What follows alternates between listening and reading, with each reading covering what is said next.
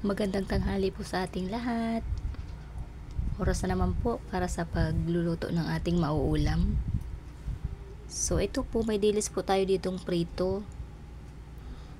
Ang kaso nga lang po, parang nasobrahan po sa pagkakaluto kaya po matigas. So naisipan ko pong gataan na lang po dito po sa talong. Ayan, may nabili po tayo kanina.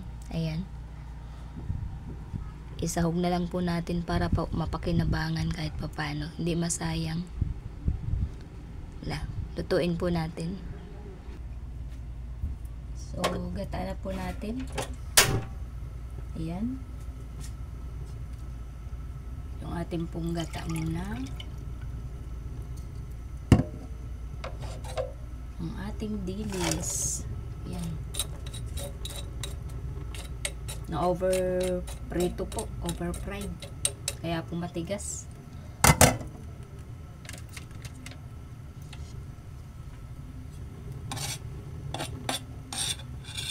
Bawang, ang ating pong sibuyas, sili, mawawala, yan. Lagyan po natin ng seasoning.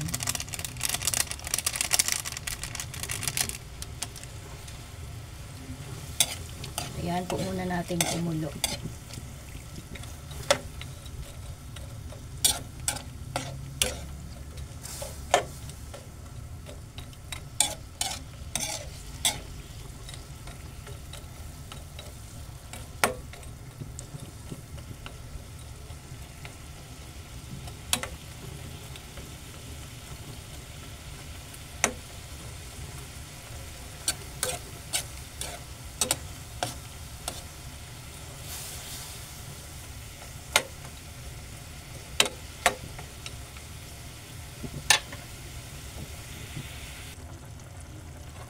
Ayan, luto na po yung gata. Lagay na po natin yung ating gulay na talong.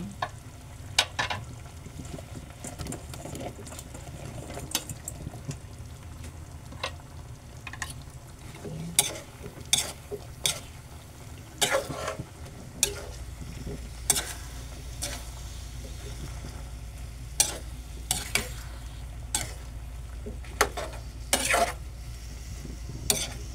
Napakadali lang po nito lutuin.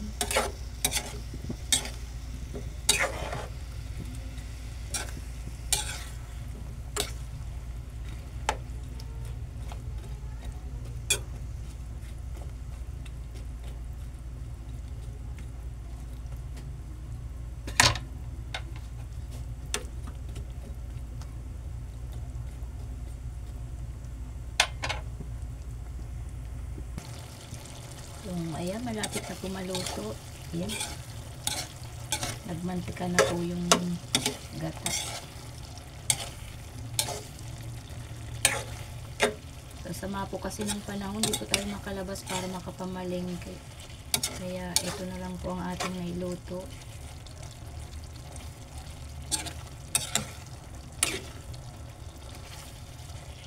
Ayan.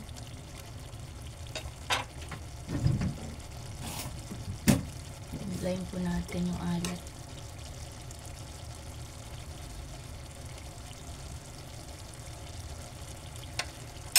Medyo matabang.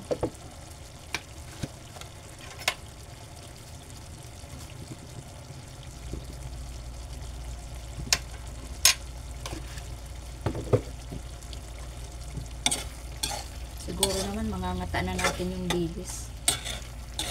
Sobrang tigas po talaga kasi kanina. Di mangata. Nasobrahan po sa pagkaprito. Nagmantika na.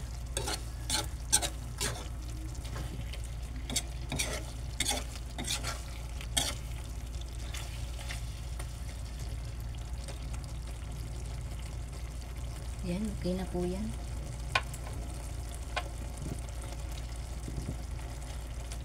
So sa lahat po ng sumusuporta sa aking mga videos, maraming salamat po sa inyong lahat.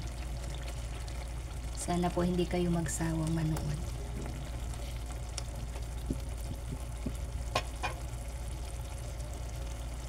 So ayan, okay na po, luto na po.